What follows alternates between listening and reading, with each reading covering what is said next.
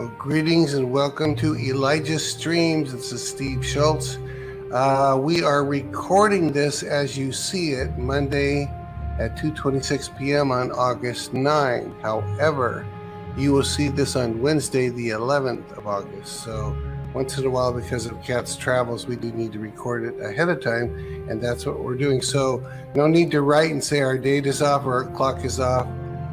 All of that is accurate, but you're seeing it on Wednesday.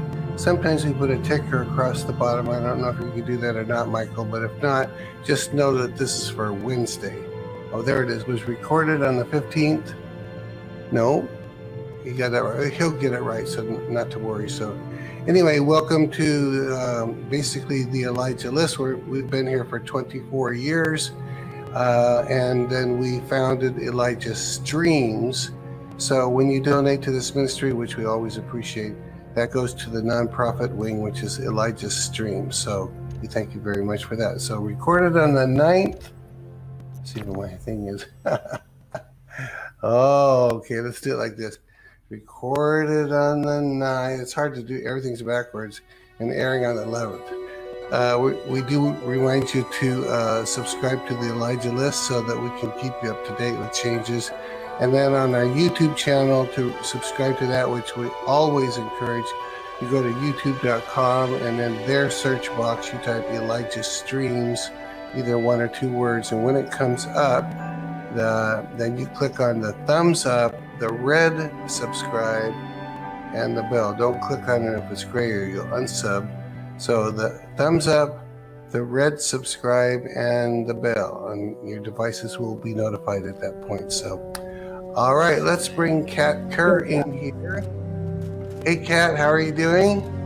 I'm always great, of course. Just been super busy with a lot of things going on here, and but still excited. Oh, by the way, I actually was recognized. I'm getting more and more recognized in my own city, which isn't something I always wanted. Very cool.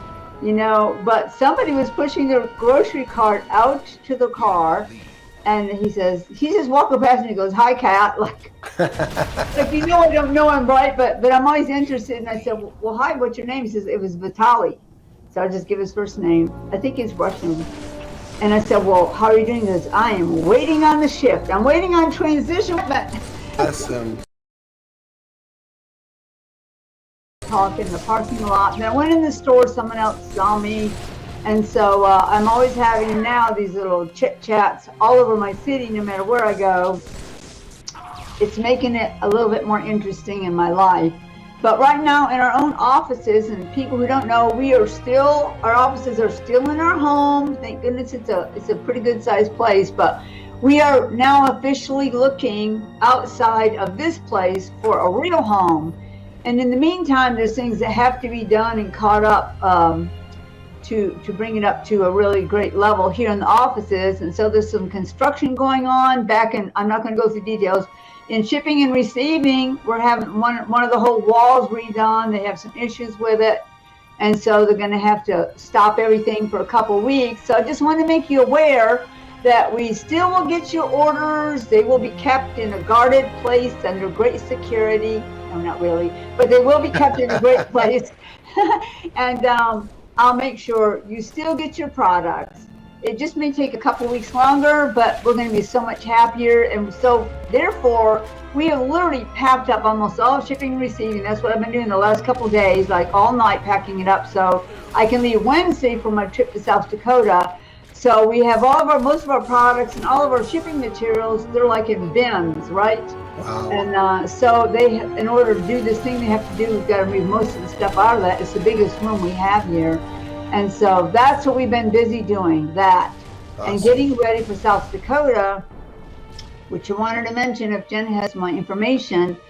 And this was something that was just kind of brought up just a couple weeks ago. And it's in KCIA Global Leadership Summit. And it is in, of all places, Pierre, South Dakota.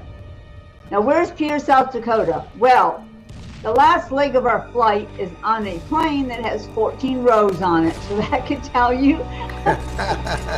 And the one of those puddle jumpers, huh? flight schedule was insane. When my husband saw it, he said 20 hours, 20 hours.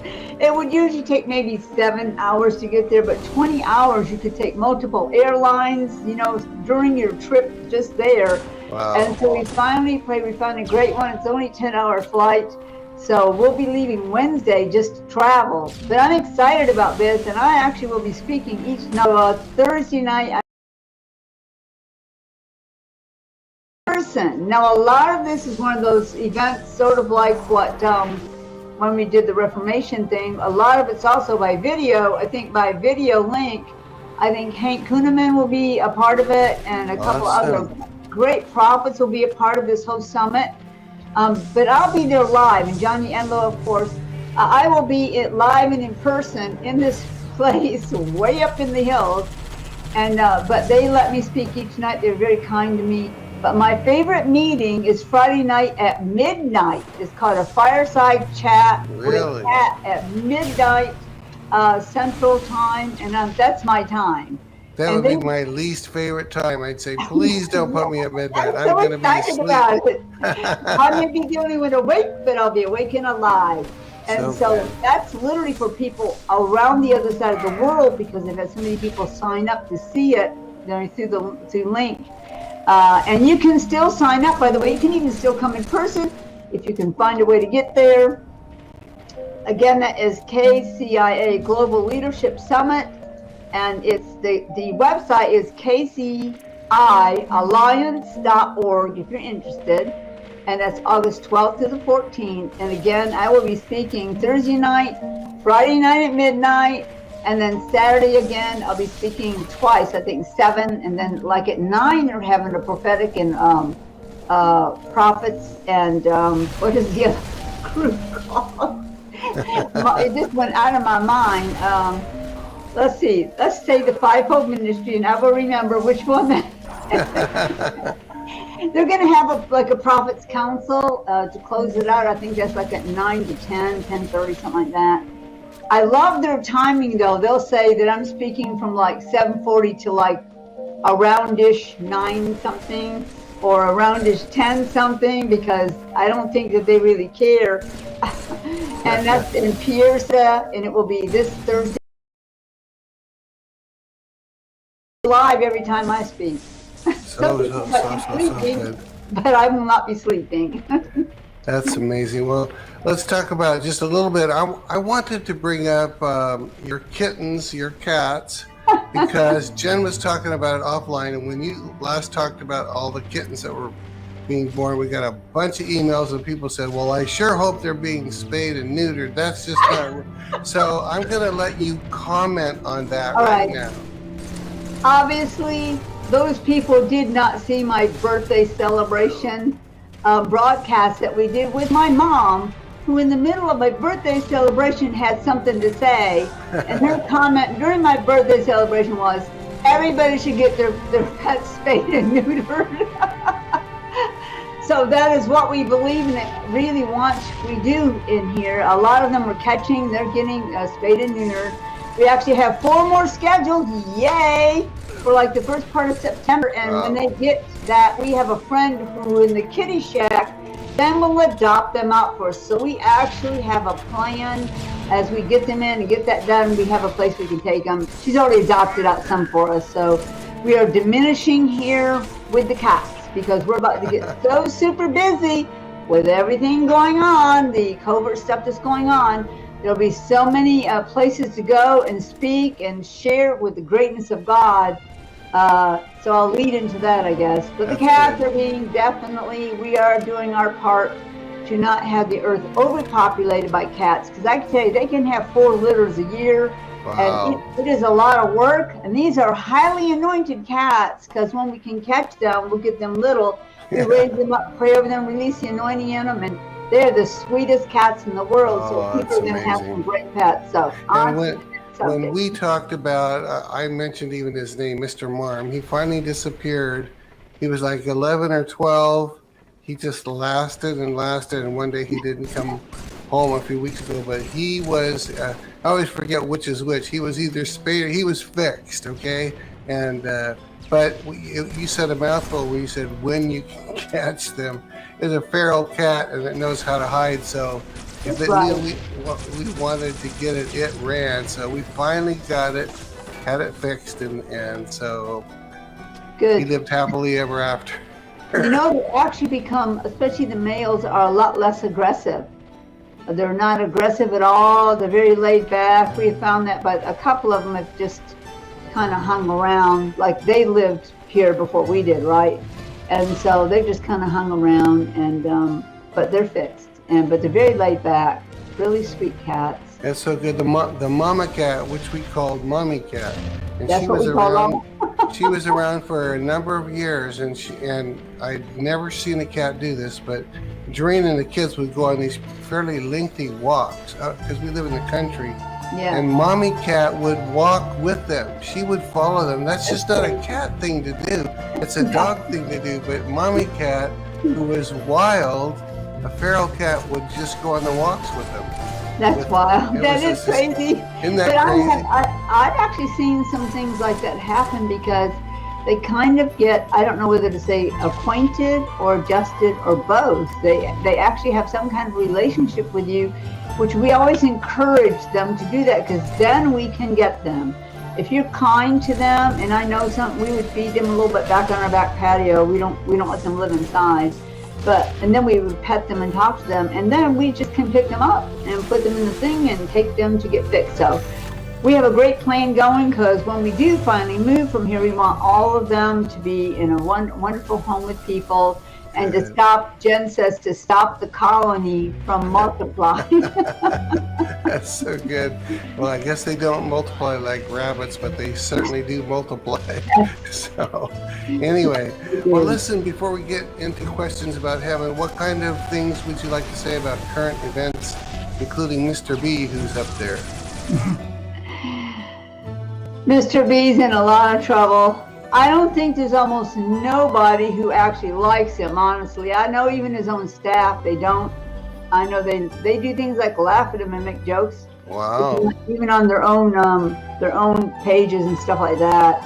Or people who used to work for him that refuse to work for him now. I mean, there's every level you can think of. When you put yourself out there to be the bad guy, which he absolutely is, and I know people say, well, he does have a mind.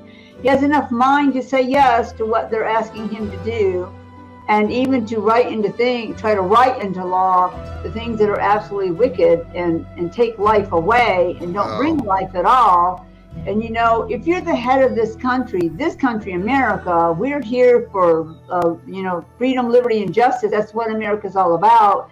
And we have the right to certain things. Our Constitution says that. They want to change all that, but they aren't going to get away with it. I just can keep saying what God is saying. They will not get away with it. But they will not be remembered well in this country. And I don't know, like I said, anybody who really actually likes them or what they're doing. I do know that every day Democrats are leaving the Democratic Party to join the other party. Or just abandoning theirs because they're embarrassed by it. Number one, some are embarrassed. There's some old line Democrats who still believe that America should be free and that life is important. I know some of them myself, and they have just had it with all of the ridiculous things that are going on up there. They think if they wall themselves in, they can do what they want to. Know that wall is going to come crumbling down on them. And I don't know that he will ever regret, he may possibly regret one day, Bob, I'm sure he will, all that he was involved with, but they won't get away with what the plan is. There will be no socialism or communism in this country. We, America, at this moment is free. We've always been free. We fought for the freedom, and generations of those people who fought for the freedom, their families are still here, and they're still standing for that. And so we're going to keep America free and go on with our lives with greatness, with excitement and celebration and creativity. That is about to happen. And again, God will not give me a date. I can only say that the atmosphere is changing no matter where I go. The atmosphere is changing. The spirit realm has got so much activity in it. The one that you can't see has more activity now than they ever had before. And they're celebrating. They are already right now celebrating in heaven about the great victory that we're about to have on this earth. God never stopped making his plans for these days of greater glory. He's going forward with all that because he knows what's going to happen. He's been there before and seen it before it happen. And so I just still encourage people always, keep celebration in your soul and not fear. Fear is in the camp of the enemy. That's where it should remain, in the camp of the enemy.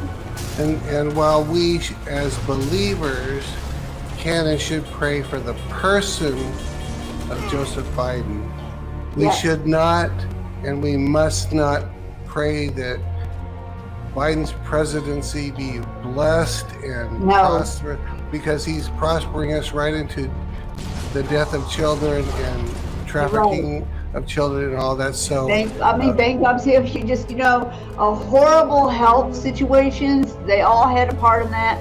Almost every area of society. In education, look at the education system, right? The medical field, the education, the business world, the businesses that they've helped to destroy, and in the anarchy, in the justice, and in the whole safety and security system, almost every single area, they have defiled it. And so who lives here to have liberty, justice, and freedom, they want a life, they have a family, they love that family, who here would celebrate any of that? No, it says pray for those who are in authority. The true authority does not belong to them. When it's stolen, you didn't win. You don't get anything. You have no rights whatsoever. And that's right where they still are. And that's all about to come back in their face. When a group or party or person uses foreign powers, illicit money, and wicked acts to seize control of the government, that is called treason. And it's punishable by death, I'm sorry to say. Yes, it is. I'm not wishing that on someone. I'm not saying that's going to happen. I'm just saying it's punishable by death. It just is. It is, because number one, it's against everything, every law we have, all of our official papers that talk about the Constitution, the Declaration of Independence. It goes against everything we stand for. We, the people, if we voted today, if our votes counted today, every one of them would be out. They may be put in prison. Other things could happen to them because they're breaking the law of this country. Yes. And everything they wish is not bringing life to anybody.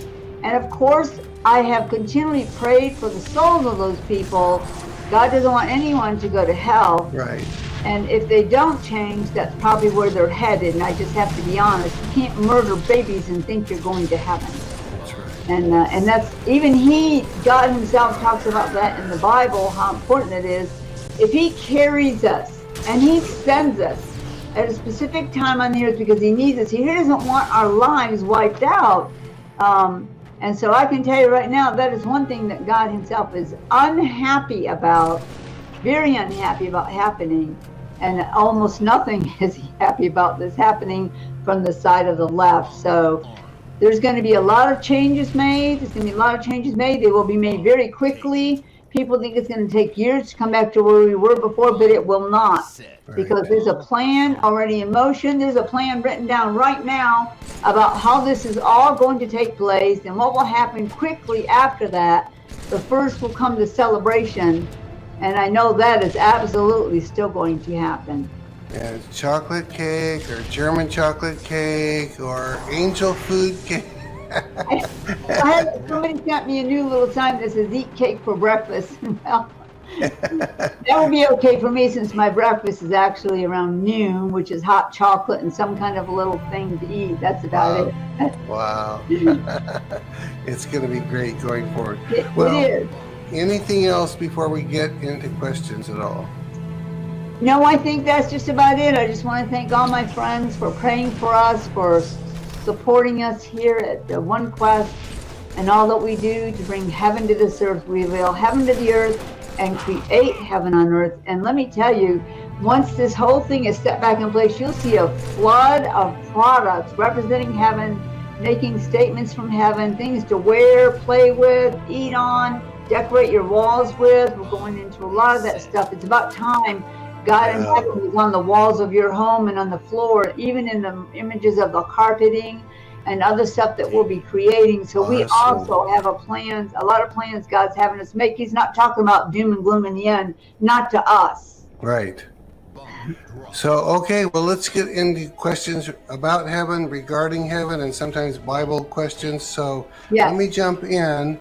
And this one comes from me because it's one that you kind of answered before, but I'm going to ask it maybe a slightly different way. And I have pages of questions, but here's the first question. Let's say someone is on their deathbed and they've served the enemy their entire life, like the thief on the cross. They've stolen, they've cheated, they've lived a horrible life. They've even done things that we wouldn't even want to speak about. They're so horrible. And at the last possible second, someone leads them to the Lord and says, would you like to pray to receive Christ? And let's say that in this example, that they said, yeah, I would. And they ask for their sins to be forgiven, and they pray that prayer. At the moment that they pass, a few minutes later, what happens to them? What is their experience? And are they going to heaven to find a massive mansion or a little shack, or what happens? I think what happens to them once they get there will totally be the Father's decision. He's the one that he's the one who gives out the rewards. I can tell you that.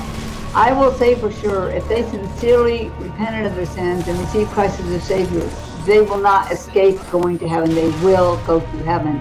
The enemy will not get them. And to God, that's like, he's the one who gets the trophy.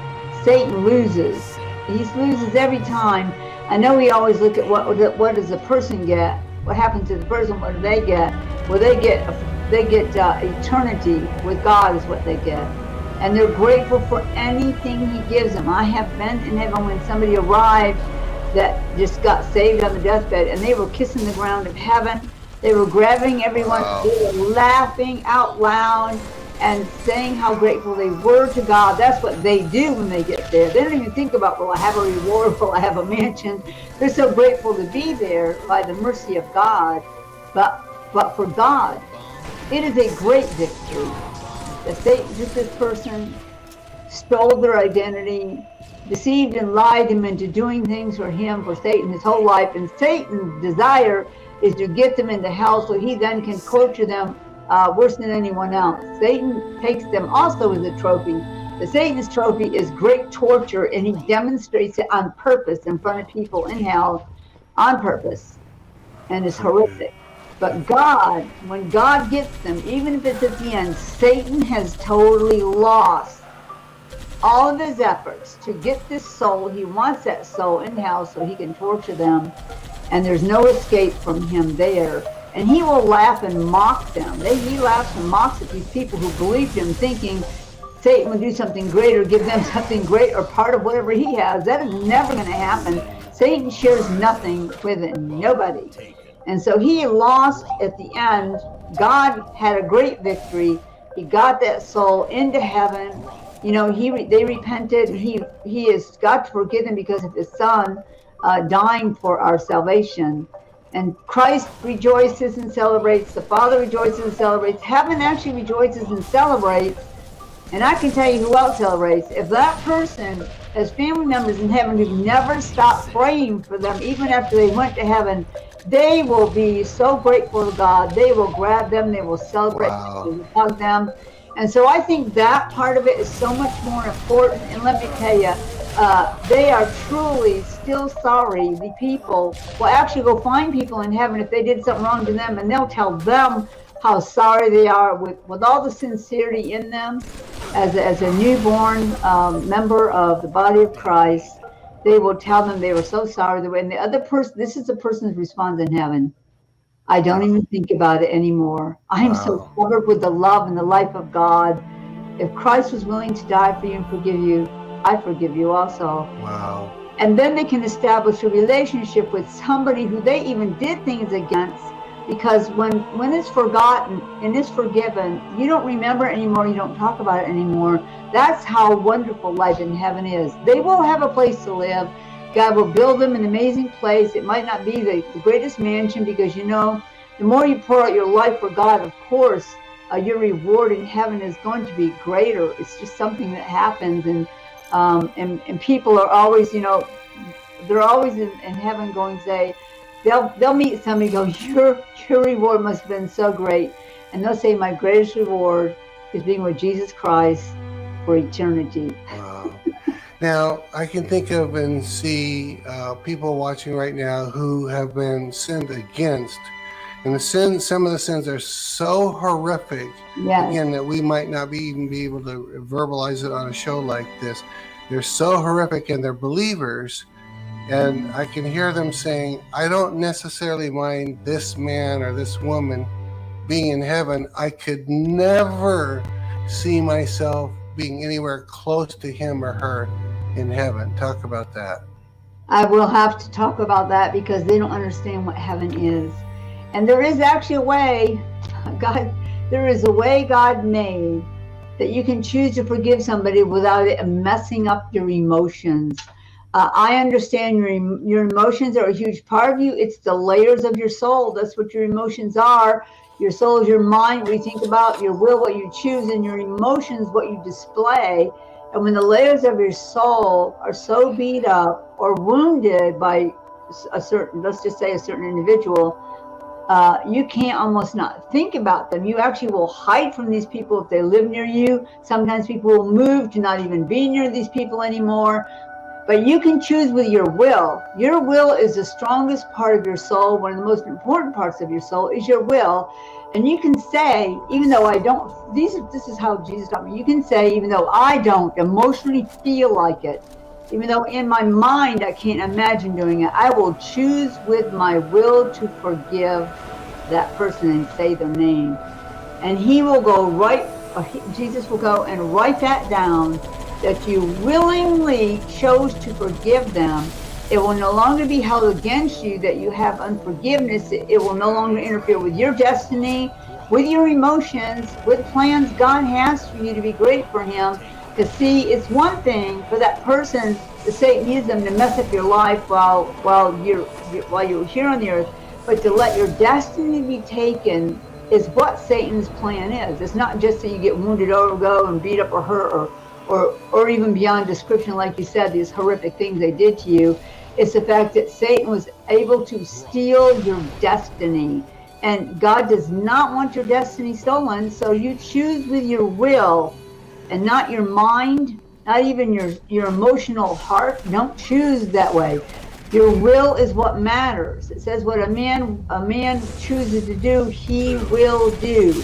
Your will is very powerful, so choose with your will, which will override all those emotions. Choose with your will to forgive that person for all that they did against you, and Christ will act like, well, he won't act. He will begin to operate on your behalf, that you forgave that person, chose with your will to forgive him, and it will not be written down that you had unforgiveness in you. It will rescue your destiny. Probably your finances, probably even your very health will begin to change. Wow. So I would encourage anybody who's in that position. I've been in a position before, earlier in my life, where I could have held something against somebody and I didn't. I forgave them immediately, completely and totally, and have never even acted like they did anything. It's one of the reasons why God is able to use me, because he knows I'm gonna make sure that there's nothing between me and God, like an offense against somebody or unforgiveness in my soul. Not that God doesn't love you and he doesn't blame you for what happened. Certainly you were not guilty, the other person was guilty. But Christ died that even the vilest sinner would be free. And I can tell you, you'll never regret doing that if you do that. And so your future can still be great. And not only that, you can impact generations coming behind you, saying, if they know people, and God will put people like that across your path, he used to do that to me, that you felt like you could never forgive this person, how horrible they were and wicked and evil, and yet you did. You did. You had great victory against Satan and victory against that wound in you. The wound is removed from your soul when you choose to forgive an offense or even crime is done against you. God wants justice. But justice isn't just making sure you get your money back, your home back, even your future back. It is your soul being free. Wow. Last question on this, can you foresee or have you seen, let's get both ways, a father who was highly abusive to his daughter, I mean highly, and the father at the last second gets his heart right, goes to heaven. The daughter does forgive at the last second, let's just say. Can you foresee them being friends in heaven, living close to each other and loving to be around each other? Absolutely, yes. I actually have seen that. I have seen that happen. And the love of God is so far reaching, Steve. People cannot conceive. I actually feel his love on me right now. Wow. They cannot conceive of the love he has for us. He doesn't want someone coming to heaven and having regrets or feel like they're rejected or that they can't have a full life. No, the minute they see each other in heaven, it's like it is not in it, doesn't even exist in them anymore. They can't wait to hug. They'll probably kiss each other. They'll probably greet each other. They'll probably hang out all the time. Wow. To make up for the time that it says he'll redeem our time. He'll redeem that. He'll redeem the years. And some of that redemption is in heaven. You can love each other, be together, do all kind of fun things together like you would as father and daughter on the earth, and not even think about those things anymore. They're wiped out. They're wiped out from you. That's not what you concentrate on. When you see them, you won't say, I want to hide, I can't stand them, that, my stomach is sick looking at them. That does not exist in the presence of love that is in heaven. No, when you get there and get out of that thing, get out of however you were transported there, they will be waiting. You will not have to find them or look for them. And when your eyes meet, it will be nothing but love. And that may be hard to conceive right now in your heart or your head. That's not possible. All things are possible with God. So good. I don't think I've asked you this question. I'm going to ask you. The word says, given, or Jesus said, given it will be given to you, pressed down, shaken together, and running over. My question is, if someone has given from their heart, I'm not talking about any situation, anyone around the earth, has just been a generous person, does God account not for salvation, because that's not how you get saved? Does God give to you, because the word says given, it will be given unto you, pressed down? Does God give to you some things, blessings, spiritual, financial, whatever it is, because you are generous, as the word says? Can you expect that if you are a generous person from the heart? Are you talking about on the earth while you're on the earth? Yeah, right, on the earth. I would say absolutely yes. That is so true. My own dad lived that way. There was nothing he owned that he didn't say was God's.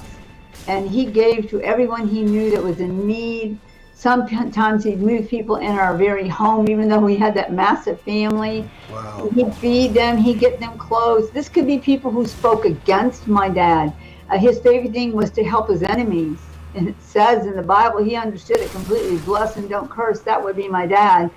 And the blessings he received in return, I don't think could be written in a book.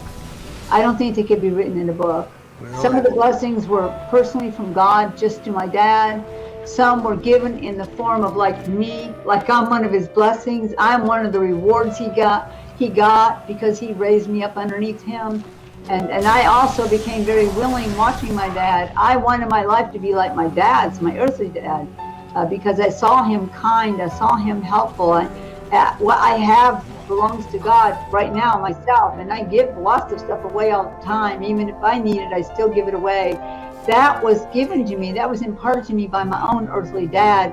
And some of the rewards I get is the joy I feel from the Father. Every single time I do that, I get this wave of joy in my heart. And my dad could never stop smiling. And I knew what it was from. I knew he had helped somebody or given something to somebody. You absolutely cannot run away from the rewards of God. And you will get them on the earth.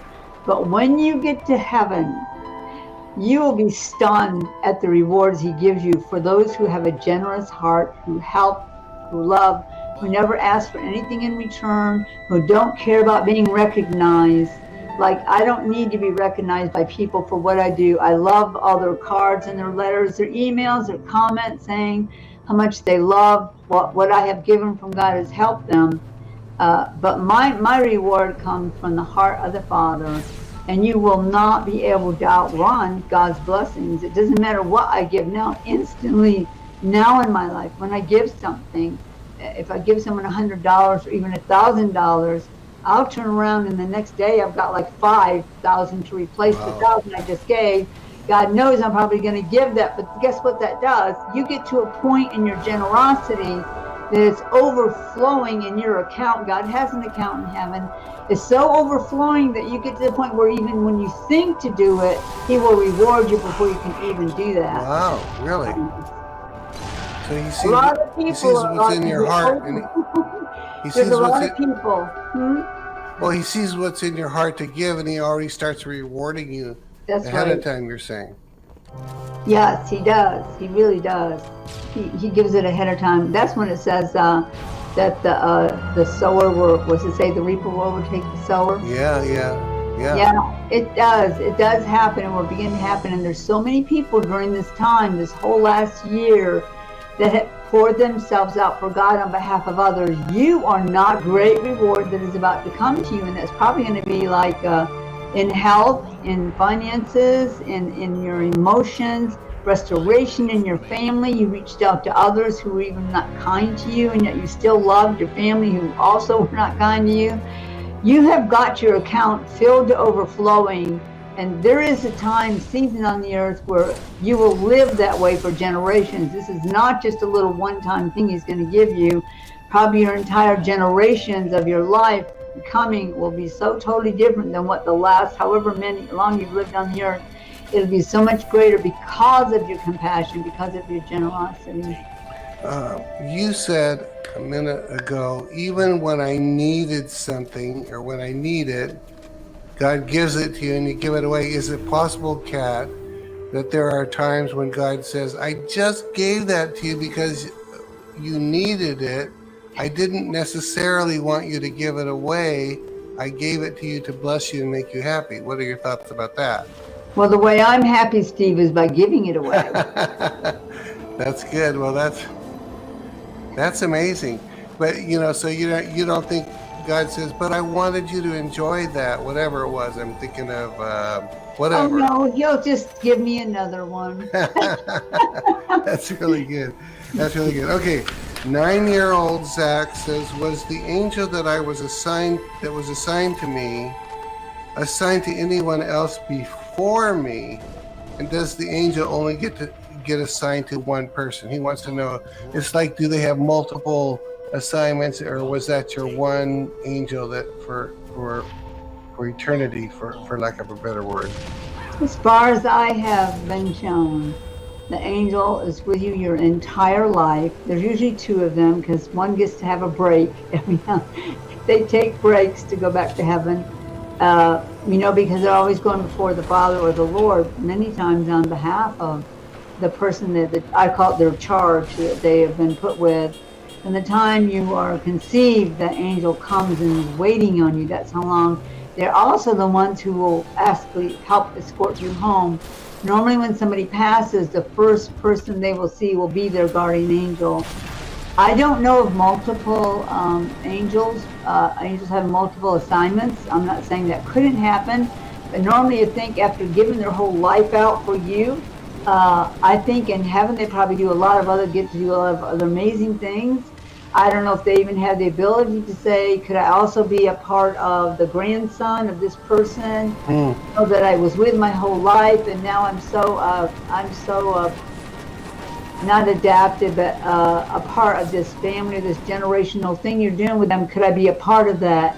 There's a possibility they could ask for that, I think. But I do know that all the things, the evidence I've seen has that angels with you your whole life. And then you actually get to know them when you get to heaven. You get to hang out and do stuff together. Very cool. I like that last part too. Okay, little boy Jesse asks, I know, Kat, has said Elvis is in heaven. When I get there, will I be able to sing with Elvis? Oh, I'm sure Elvis would absolutely love that. Elvis actually liked children. He really did, and he did so much good to help children. I've been to his birthplace. I've been to his memorial, his museum thing, and there's evidence on all the walls of this whole place. I think even in Graceland they have some. I've been to Graceland, that was his home. Of all the pictures of him helping children, children in need, or children who were hungry, or he'd go into a whole city and bless like a whole city full of children. He'd go into school and bless the whole school for children. I'm sure he would absolutely look forward to playing with that child. Very, very cool. Okay, here's one. A lot of people. Okay, this one, I guess I'm reading this. They're saying this is from a newer Christian, and they're wanting to know what exactly are the Nephilim, and are they still here today? What are they? How'd they come into being, and are they here today? I can answer that. Okay. The Nephilim are the offspring of the watcher angels who were sent to the earth back in the day to help educate mankind. That's why they were sent. Everybody knows that Adam and Eve broke their covenant they have with God in the garden, and they were made to go outside the garden and didn't have the same kind of, I'm not saying God never spoke to them again, but they didn't have that same relationship because they sinned against him. God sent watcher angels. What is the difference? I have to start with a watcher angel. Watcher angels have flesh on them. And I have to go even further than that. Melchizedek, who is the Father's personal high priest, has always had flesh. Before we were made, Melchizedek had flesh on him, and God needed that flesh on him. When he sent him to earth, people could see him, they could hear him. And the same reason why he actually made a contract with quite a few watcher angels at the time when he wanted to bring mankind to a higher level of intelligence and creativity.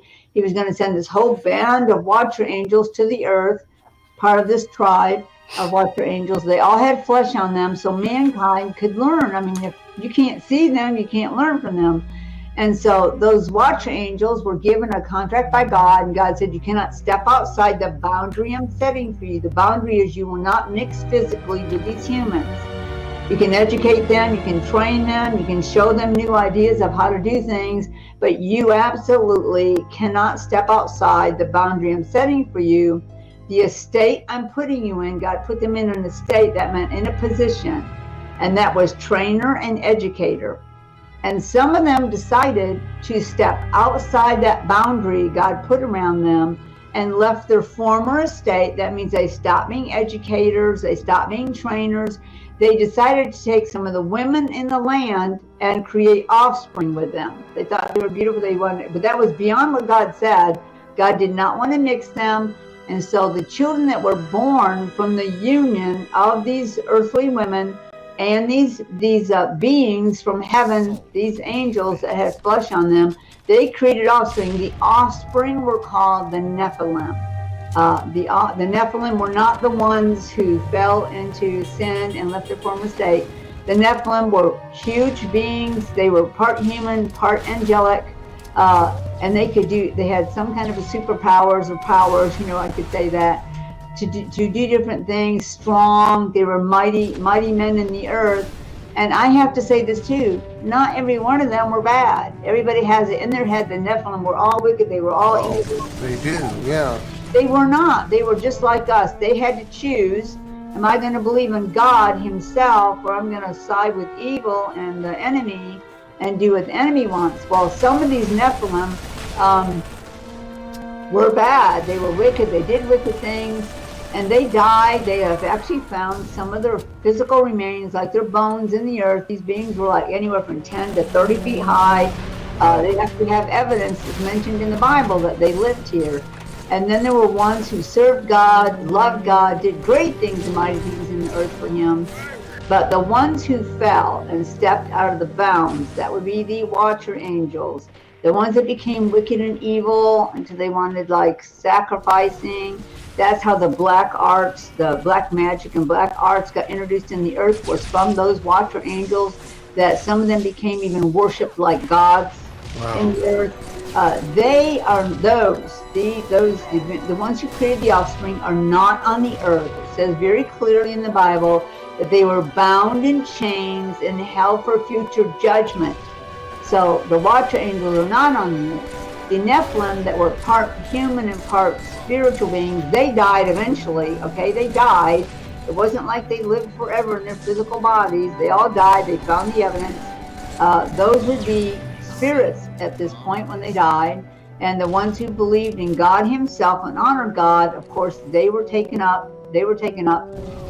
Eventually to heaven. They were in Abraham's bosom for a while. I don't have time to explain all that. So the ones who followed God, the Nephilim, they got the same treatment that we do. If they believed in God, he counted that as justification. And those who were wicked and evil, when they died, their spirits went to hell. But the Nephilim, so far as I know, are not on the earth right now. A lot of people might want to try to argue with that. Maybe a few people would anyway. But there are no more offspring right now being created that would be called the Nephilim. Okay, those angels who did that were wicked, are bound in chains. The ones who were with God were taken back to heaven at a certain point who did right. So there aren't any right now on this earth that would be creating new Nephilim, which would be half human, half spiritual. Are there good angels, whether they're Nephilim or not, or those that were how do I ask this? Are there good angels that look like men or women who have been here generation after generation after generation, and they move around the earth pretending to be this person or that person, in order to help people, and they finish that assignment, then they appear somewhere else? Are there people like that are always here in human form, but no one has ever figured out they're angels? I would have to say yes. There are angels who've been assigned to this earth for a very long time, and some of them could absolutely be the watcher angels. They looked more like humans than some angels don't look anything like humans, they look like creatures. But the watcher angels, I told you there were some that were still alive good, and God would send them back at different times on the earth on assignments. They didn't fall, they didn't do anything wicked. Yeah, and they can appear as other people. In the case of an emergency or something like that, they certainly could. And there are some, it says that we entertain angels unawares. That says it in the Bible, because you don't know if they have flesh on them. You wouldn't know if they were human or if they were a part of that tribe of Melchizedek, the watcher angels. So you're right. They've been around a very, very, very long time, and they're very aware of the history of our land, of the different countries. They were assigned to some different countries for many different purposes. Some are actually assigned to people who were great, to help give them information, like in wartime, or even maybe even in the business world, or inventors, creators. Some of them would be sent there to help them, maybe to invent something. They would think that was an assistant, but it wasn't an assistant. It was an angel. Wow. Now, about 30 years ago in Dallas, I may have mentioned this one other time, but it was at lunchtime. I was going to get a bite. I had a friend with me, and there was what you call a bag lady. She had a grocery cart, all kinds of junk inside, and she was trying to get my attention at a stoplight. I rolled down the window, and she said, "Is there anything you can do to help me?" Well, I had $2 in my pocket. That's literally all I had.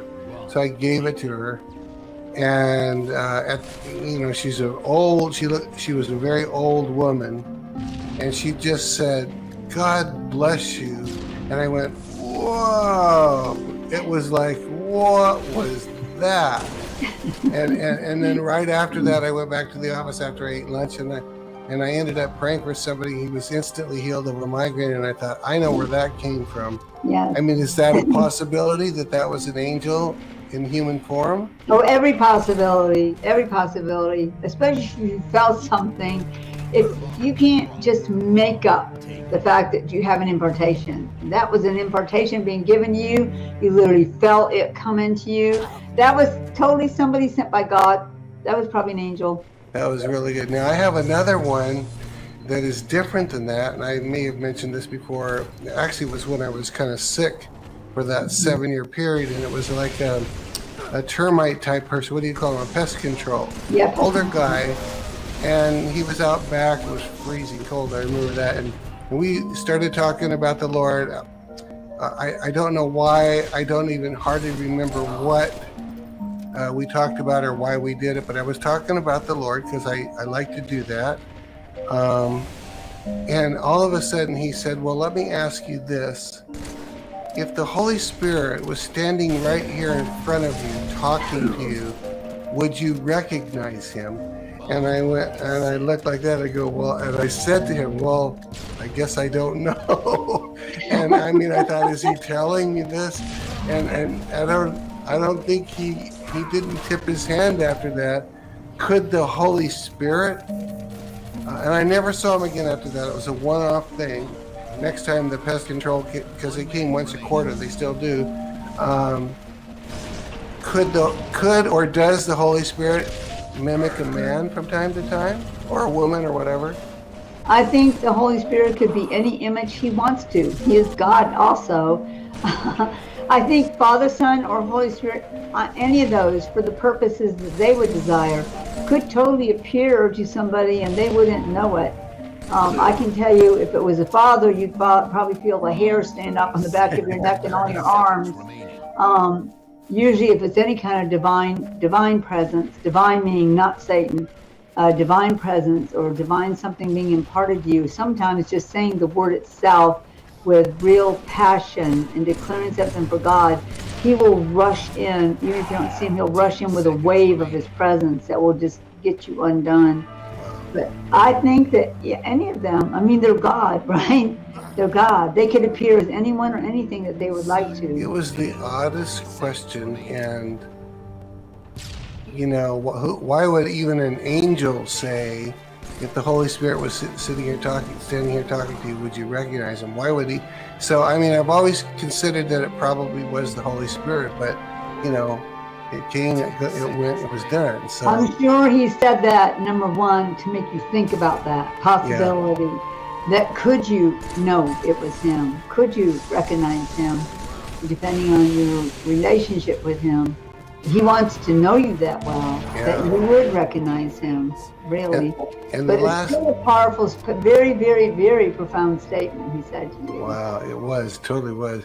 And the last one I'll mention, and I may have shared this as well, but 25 years ago, 20 years ago, whatever, I was in Texas at a conference. I was trying to hide out. I didn't want to be recognized. I'm in a corridor that was wall-to-wall people, so people couldn't get there. It was the last chance to go to the bookstore. So you were just crammed in there trying to get to the bookstore. And a figure came, and I've mentioned this, a figure came against the crowd, which you can't really do. Yeah. And he kind of almost firmly hit me on the shoulder, not like he was hitting me, but like he was getting my attention. And he said, "You're not making yourself available to these people. They need to thank you for the good work you do at the Elijah Lift." And I thought, well, that was kind of rude. And because I thought it was a person, it wasn't a person. he disappeared for a while, and then 5 minutes later, he comes back against, you know, it still was a crowd. He came back the other way, as if he had not said a word. Hit me on the shoulder and said, "You're not making yourself available to these people. They want to thank you for the good work you do here at the Elijah List." And then he disappeared. I mean, he worked through the crowd again. I'm really sure that wasn't angels. They do things like that a lot, especially that tap thing on the shoulder. Yeah, that's totally. He was very firm. He was very serious, and so I thought maybe this is an angel. So I went to the side. I thought I better obey in case it was an angel. I went to the side and waited till somebody recognized me, and then came over to me and thanked me, like he said people needed to do, is what he said. Yeah. And I ended up praying and prophesying over them. Okay, now fast forward. Months later, I go to France all on my own without any help, which I'll never do again. I'll never go without traveling companion. I'm on the bullet train. I try to get my luggage off the bullet train. I'm in the Grand Central Station, whatever they call it in Paris, trying to figure out how to find, that was before I had a cell phone, and trying to figure out how I'm going to meet up with my party, saying, Lord, I have no idea what I'm going to do, how I'm going to meet up with them. And I happened to glance over here to the side, and there was someone reading the newspaper, and the guy took the newspaper and folded it down like this. It was him. It was him. And I thought, that was probably your own angel, Steve. well, he's a very serious dude. He just wants you to really take seriously what he's saying. That's why he's serious. That's crazy. That probably wasn't Stan that I told you I named Stan. He probably has more of a sense of humor. This guy had no sense of humor, but he was there for me. So Yes. And you said some people have several, right? Yes, and I can tell you almost always there will be one humorous one and one serious one. Almost always there is. I have two that are with me, that scribe angels that are with me all the time, and one is a very serious. They make comments whenever they want to, especially the serious one. And the serious one is always talking about justice, liberty, always about the you better forgive or whatever. He's always serious against the enemy. It's always about the crushing the darkness and pushing it back and going forward to be fierce for God. And the other one's an outright comedian. He says the funniest things. and they're having this conversation between them. I just happen to be able to hear it. And God said to me, I sent them on the mission together because they both need to grow. Really? I'm stretching them both, yes. It seems like I've heard you say that once in a while you can hear them talking, which begs the question, once in a while in my life, people will relate to this. You'll hear a voice, and the voice isn't talking to them. It'll be something like, she doesn't know what's about to happen. It's like a conversation from someone to someone. Could people be hearing their angels talk to each other? Absolutely. I would say yes, absolutely. So, well, okay, one more. We have time for one more. I know our pets can talk to us in heaven. When we talk to them here on earth and they don't understand us naturally, does their spirit understand us, or maybe their spirit, their soul, whatever, understand us while they are still alive with us on earth? Like, will they be able to recall things that we talk to them about in heaven? So I guess they're asking whatever we talk with them about on earth, when we go to heaven, will they remember those things? Oh yes, they will remind you, actually. Really? They will remind you. They'll make comments to you like, remember the time when you took me for that walk and you let me chase that squirrel? That was the greatest Really? thing. Really? Yeah, and thank you for all the treats you gave me that you weren't supposed to give me, that you shoved under the table, And they may say your wife's name or something she didn't know, but you gave it to me anyway. Yes, they will say things like that to you. That's it. When I was really, really sick, people haven't told my story that often here, but I was close to death. I was skin and bones. Like, I'm 193 now, 192, but I was under 100 pounds. I was wasting away. I almost died. And Wow. I was laying on the couch day after day, and Doreen had to of course, took care of me, but she had to get stuff done.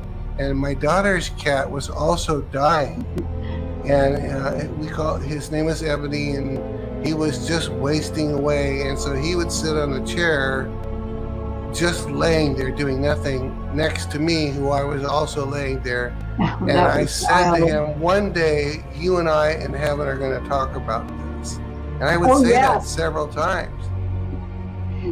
I'm sure they will want to talk about it. Is the cat in heaven now, probably? Yes, it was been a number of years ago now.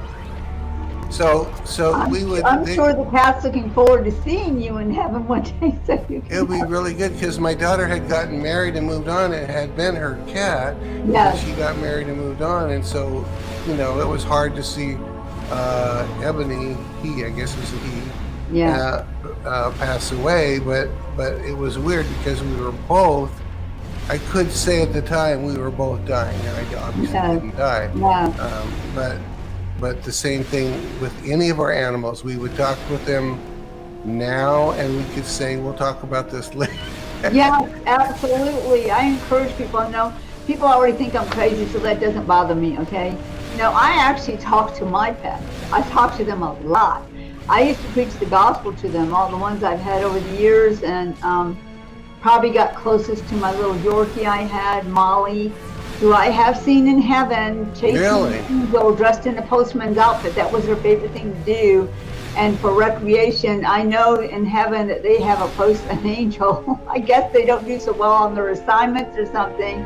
I don't know why they do postman duty, but I do know. So some things I know part of.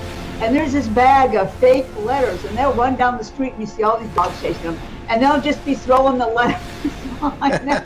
So these dogs can get them, they're really happy. And they do it for fun. It's a fun thing. But I've seen my dog, and my dog was very faithful, loved me very much, and I did miss her, but I knew she was in heaven. I knew she was having a really great time in heaven. And so I think the beauty of God's love He has for us and for His creatures is so shown in the fact that He takes your pets to heaven. So they're not just friends here, but they'll be friends throughout eternity with you. Very cool. I'm reminded, my wife, Doreen, was never, ever a dog person until about 15 years ago. But she liked cats. She didn't like dogs. But during that time, I was so sick. Our other two dogs were also dying because, it just happens. It all happened at the same time, the two dogs and the cat. Were they old? Yeah, they're all very old. And we got them all around the same time, and they all passed around the same time. But because Doreen she was stuck with doggy duty because no one else had the strength, and she was giving them actually injections into their liver to give them water, whatever back then. Nowadays, we probably would have just said, let's just put them down, but we couldn't. I would totally say to anybody, if your pet is suffering that much, you're doing them a favor by having them put to sleep. Literally, you're doing them a favor. But I understand back then that probably didn't have time, or she didn't have the time to even do that. Yeah, we didn't know. I don't think we understood then how much of a favor we would have done. But anyway, during this time, when she was taking care of them, she began to look in their eyes. I began to look in their eyes when they looked at me when I was taking care of them, and I saw, I'm trying to figure out how she would say it. She said, I knew they had a soul. I knew they were in there. And from that point on, she became a dog person because she saw a real being, not just a pet that was passing. Right. And after that, she got her own lab. Yeah. And now she's on lab 2. So it was interesting looking into the eyes. She knew it. She knew it was we had always been taught in our younger years that once they die, that's it. You'll never see them again. But looking in their eyes did it for them. So amazing. Yeah, I understand that, and I think one of the animals God made that is the easiest to do that to, if you have horses. If you ever look, a horse is a big creature, but they show such emotion in their eyes and love. They really do. And God loves horses. He talks about them. He actually singles them out several times in the Bible. It's one of His favorite creations He made were horses. And but every animal, they have souls. Why would He make something that was going to exist on the earth just to go away and never be nothing but dust? And it talks about in the book of Genesis when the Holy Spirit just corrected me. Adam called the animals by name. That was like a nickname. That wasn't like you're a horse, you're a dog. What if you have 50 dogs? Dog. Those animals that He cared for, Adam in the garden, they had names. Like, I don't know if it was like Fred, Alice, hey Joe, how you doing today? I noticed that you're whatever the birds, you have little babies, how many do you have? He called them by name and they answered Him. Why would He call them and have no response? How did the snake know to talk? The garden was so perfect and beautiful, all those animals could talk. But now fast forward to Noah. When God told Noah to put the animals on the ark, This is what he said to Noah. Put every animal on the ark that has a spirit of life in it. The spirit of life is your spiritual body with your soul in it. And why would he make that comment to him? Why would he single it out? Why even say it?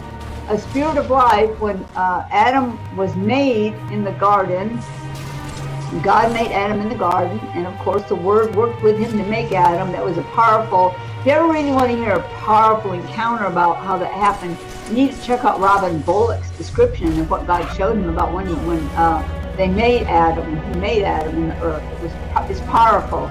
And but when he made Adam, the body was perfect, but there was no life in that body. And the Bible says that God leaned over and breathed the spirit of life into Adam's nostrils. Why would he do that? Because that was Adam's spiritual being with the soul in it. The soul and the spirit cannot be separated. And when he breathed it into Adam's nostrils, he said, Adam has become a living soul. And that's when he stood up. That was when he became man. And so, same word, exact word, when he told Noah to put the animals on the ark, put every animal on the ark that has a spirit of life in it. Wow. That was the soul. Those animals had to make the choice to go on the ark. They had to make a choice what they wanted to eat or not eat. Even in everyday life, you know, your own pets decide some days they're going to be happy, they're not going to be happy, they're going to eat a certain food, they won't want a certain food, they like a certain toy, they don't like a certain toy. They couldn't make those choices if they didn't have a soul. So yes, your pets do have a spiritual body with a soul in it, or they could make choices, and when they pass out of this physical body, their physical body will step their spiritual body. And your own guardian angel takes your pet to heaven and takes them to your mansion. That's exactly how that happened. The Father specifically showed me that one time on a visit to heaven. He wanted me to know so I could tell you all, your pets are going to be in heaven. So good. Such good news. Such good news. We're going to have a big farm because we've had you're going to have a big farm or a ranch. That's what you're going to have. Yeah, because lots of pets, and we've had even a horse too. So wow. That was our daughter's pet, if you will, was Trooper. Trooper was a good horse. We finally ended up donating him because she got married and her husband didn't really want a horse. Yes. But good. He was a good horse. I'm not sure about the horse that kicked me and threw me off when I went to summer camp, but I don't know what his name. But anyway. Well, he had issues in his soul, Steve. He had issues. He was acting them out. Yeah, we were doing one of those horse races, barrel races.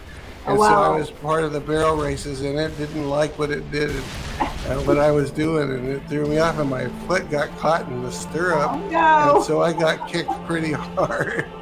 But anyway, we lived, and after that we got married and gave our daughter a horse. So anyway. Yes. Well, anyway, good talking to you, Kat. Listen, tell people how to get a hold of your websites. Okay, it's revealingheaven.com is the one where you find all my products and my events. You can find there. And then I have one called catkerr.com, which is a spiritual platform. This is what God said. I'm going to create a spiritual platform where I can say, this is God, whatever I want to, I can say it and you will put it on there.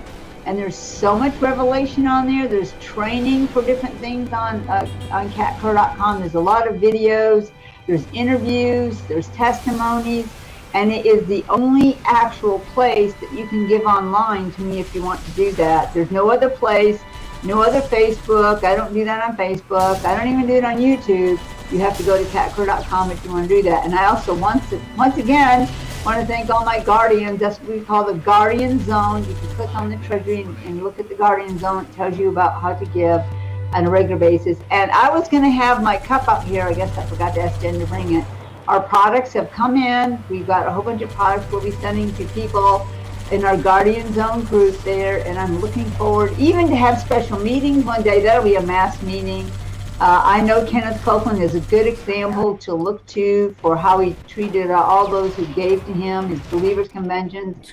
He would do special things all the time for those who supported and gave to him. I think he still does.